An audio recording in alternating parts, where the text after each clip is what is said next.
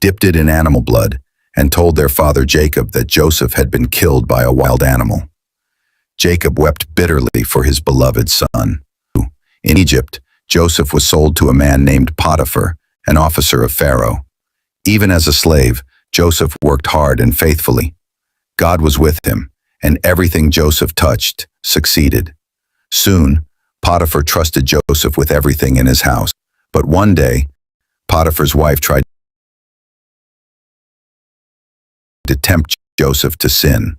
Joseph refused, saying, "How can I do this great evil and sin against God?"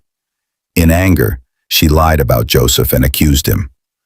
Potiphar believed his wife's lie and threw Joseph into prison. Even in prison, Joseph remained faithful to God. The prison guard trusted him and put him in charge of other prisoners. One day,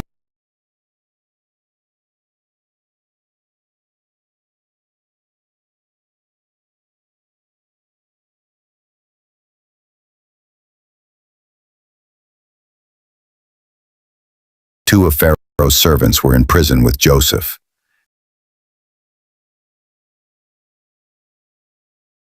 Not understand. Joseph, with wisdom from God, explained their dreams.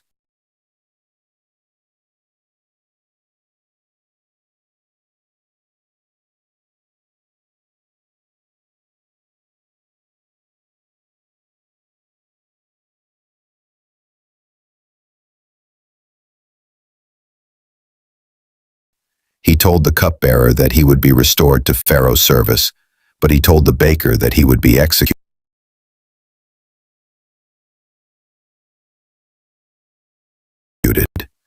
Everything happened exactly as Joseph said. Joseph asked the cupbearer, "Please remember me when you are free, and speak to Pharaoh about me." But the cupbearer forgot Joseph, and Joseph remained in prison for 2 more long years. One night,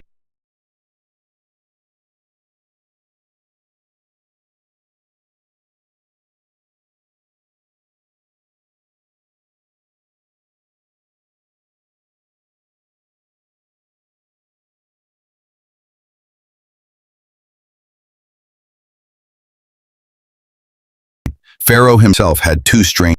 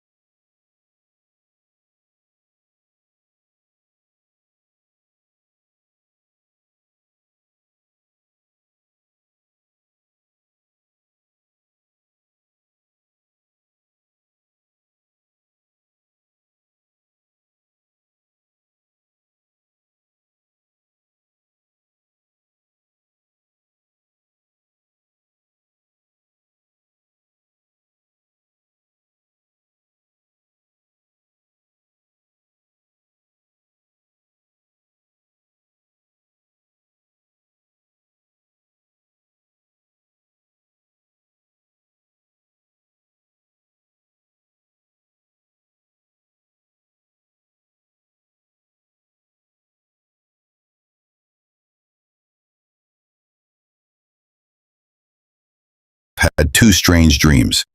In one, 7 fat cows came out of the Nile, followed by 7 thin cows that ate the fat ones. In another, 7 healthy heads of grain were swallowed by 7 thin heads. No one could explain these dreams. Then, the cupbearer suddenly remembered Joseph. He told Pharaoh about him. Joseph was brought quickly from prison to the palace. Joseph told Pharaoh, "The 2 dreams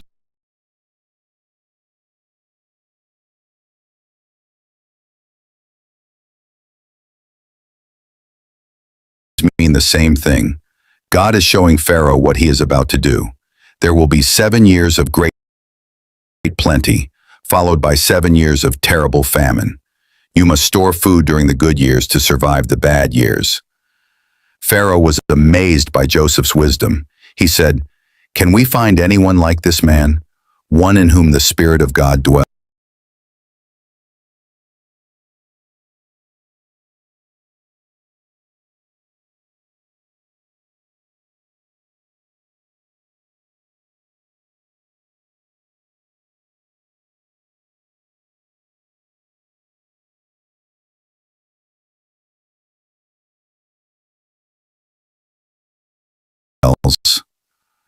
Pharaoh placed Joseph in charge of all Egypt. Only Pharaoh himself was greater. The famine came, just as Joseph had said. In Canaan, Jacob and his sons also suffered from hunger. Jacob heard that there was food in Egypt, so he sent his sons to buy grain.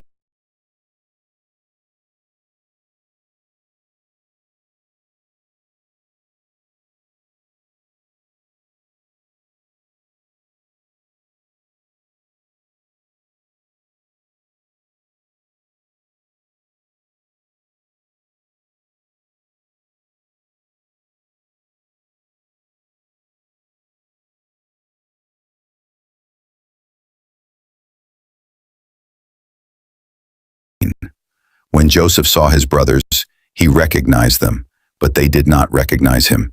His heart was moved, but he did not reveal himself yet. Instead, he tested them to see if their hearts had changed. Joseph accused them of being spies and later demanded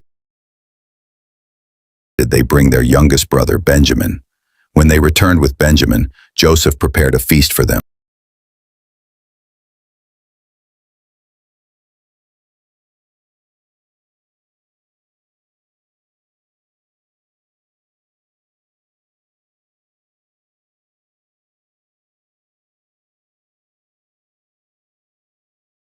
He wanted to see if his brothers would still be selfish and jealous. Finally, Joseph could no longer control his emotions. He ordered everyone out of the room except his brothers. Then he began to weep so loudly that the whole palace heard. Joseph said to his brothers, "I am Joseph. Is my father still alive?" His brothers were shocked and afraid. They thought Joseph would punish them. But Joseph said, "Do not be afraid. You meant evil against me, but God meant it for good, to save many lives." He forgave them completely and embraced them with tears of love. Joseph invited his whole family to live in Egypt, where they would have food and protection. Jacob, his old father, could hardly believe the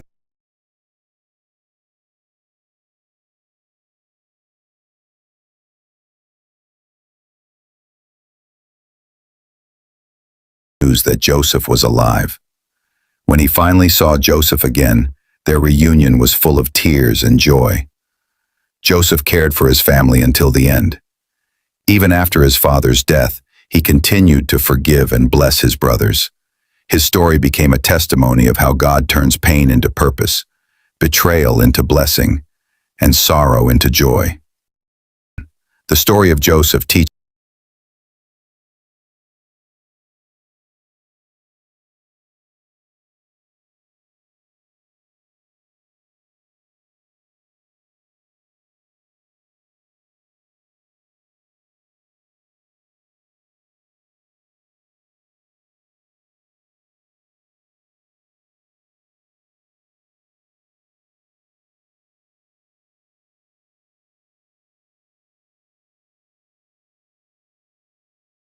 us that even when people hurt us, God can turn it around for good. Joseph's life reminds us to be patient, to trust in God's timing, and to forgive those who wrong us. If you are going through pain today, remember Joseph's story. God is still writing your ending, and it will be beautiful. If this story inspires you, tell us how you feel.